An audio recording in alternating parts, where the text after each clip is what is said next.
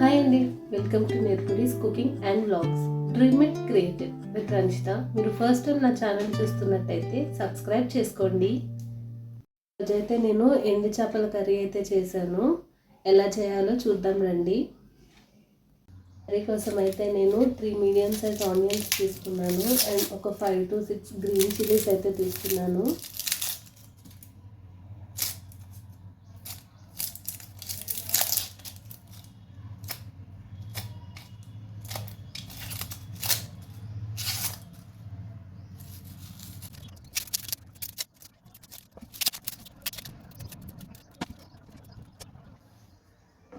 Onions peel చేసుకున్న తర్వాత wash చేసుకొని చిన్న చిన్న పీసెస్ లాగా చాప్ చేసుకోవాలి.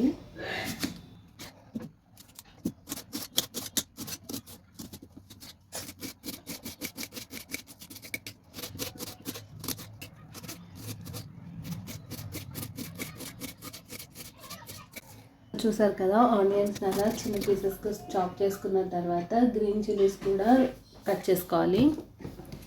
రౌండ్గా అయినా కట్ చేసుకోవచ్చు, పొడుగ్గా అయినా కట్ చేసుకోవచ్చు, మీ ఇష్టము.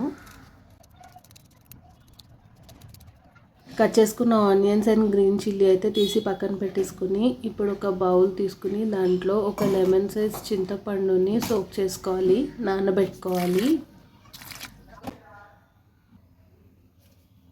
ఇప్పుడైతే ఒక బౌల్ తీసుకొని దాంట్లోకి ఎండు చేపలను అయితే యాడ్ చేసుకోవాలి. ఇవైతే నేను ఆల్రెడీ క్లీన్ చేసి అయితే పెట్టుకున్నాను. స్కిన్ మొత్తం రిమూవ్ చేసేసుకోవాలి. ఇవి కొంచెం వాటర్లో వేసి క్లీన్గా కడుక్కోవాలి. ఒక 4-5 టైమ్స్ కడిగితే వాసన ఎంత పోతుంది. ఇప్పుడైతే స్టవ్ ఆన్ చేసుకొని ఒక కుక్కర్ తీసుకుని దాంట్లోకి ఒక 4 to 5 table spoons of oil అయితే యాడ్ చేసుకోవాలి. ఆయిల్ హీట్ అయిన తర్వాత మనం వాష్ చేసి పెట్టుకున్న ఎండు చేపలు ఉన్నాయి కదా, అవి యాడ్ చేసుకొని లైట్గా గోల్డెన్ బ్రౌన్ వచ్చేంత వరకు ఫ్రై చేసుకోవాలి. ఎక్కువ ఫ్రై చేసుకుంటే గట్టిగా అయిపోతాయి, కొద్దిగా ఫ్రై చేసుకోండి సరిపోతుంది. సో చూసారు కదా, ఇలా ఫ్రై అయితే సరిపోతుంది. ఇప్పుడు ఈ ఫ్రై అయిన వాటిని తీసుకొని ఒక ప్లేట్లో అయితే పక్కన పెట్టుకోవాలి. చూసారు కదా, మనం ఫ్రై చేసుకున్న ఫిషెస్ అయితే తీసి పక్కన పెట్టేసుకున్న తర్వాత అదే ఆయిల్లోకి మనం చాప్ చేసి పెట్టుకున్న ఆనియన్స్ ఉన్నాయి కదా, ఆనియన్స్ అండ్ గ్రీన్ చిల్లీస్ అయితే యాడ్ చేసుకోవాలి. యాడ్ చేసుకున్న తర్వాత ఆనియన్స్ బ్రౌన్ కలర్ వచ్చేంత వరకు ఫ్రై చేసుకోవాలి. ఇప్పుడైతే నేను దీంట్లోకి పసుపు కూడా యాడ్ చేసుకుంటున్నాను. ఒక 1/2 టేబుల్ స్పూన్ పసుపు యాడ్ చేసుకుని దాంట్లోకి ఒక 1 టేబుల్ స్పూన్ ఆఫ్ సాల్ట్ కూడా యాడ్ చేసుకోండి. సాల్ట్ అయితే కొద్దిగా తక్కువనే యాడ్ చేసుకోండి, చేపల్లో కొద్దిగా సాల్ట్ ఉంటుంది కాబట్టి సరిపోతుంది. పసుపు సాల్ట్ వేసుకున్న తర్వాత ఒకసారి మిక్స్ చేసుకొని ఆనియన్స్ గోల్డెన్ బ్రౌన్ వచ్చేంత వరకు దాన్ని ఉడకనివ్వాలి.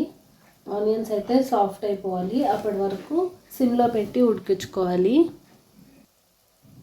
ఆనియన్స్ కొద్దిగా సాఫ్ట్ అయిన తర్వాత అయితే దీంట్లోకి నేను కరివేపాకు అయితే యాడ్ చేసుకుంటున్నాను.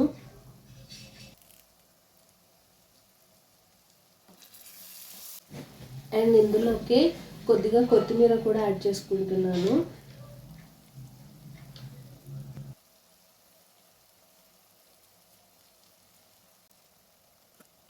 కరివేపాకు కొత్తిమీర యాడ్ చేసుకున్న తర్వాత ఒకసారి మిక్స్ చేసుకొని స్లో ఫ్లేమ్ మీద మూత పెట్టుకొని ఒక 5 to 10 minutes వరకు దాన్ని స్లో ఫ్లేమ్ మీద ఉడకనివ్వాలి. ఇప్పుడైతే చింతపండు నానబెట్టుకున్నాం కదా, ఆ చింతపండుని ఒకసారి బాగా పిసికి దాని జ్యూస్ అయితే తీసుకోవాలి.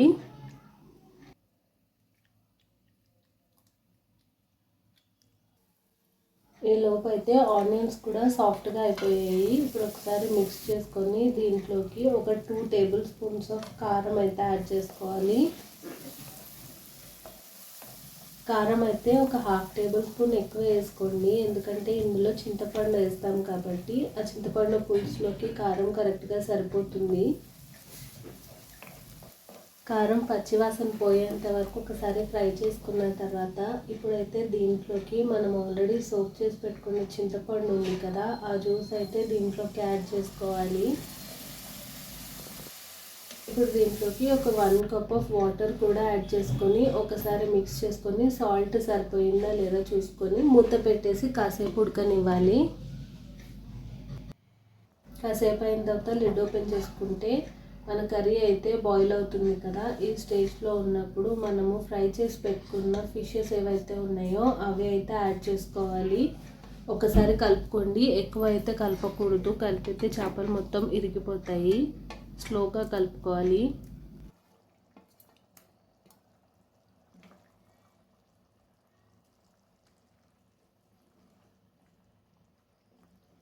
ఫిషెస్ వేసుకుని ఒకసారి కలుపుకున్న తర్వాత మూత పెట్టేసి స్లో ఫ్లేమ్లో కర్రీ దగ్గర పడేంత వరకు దాన్ని ఉడికించుకోవాలి.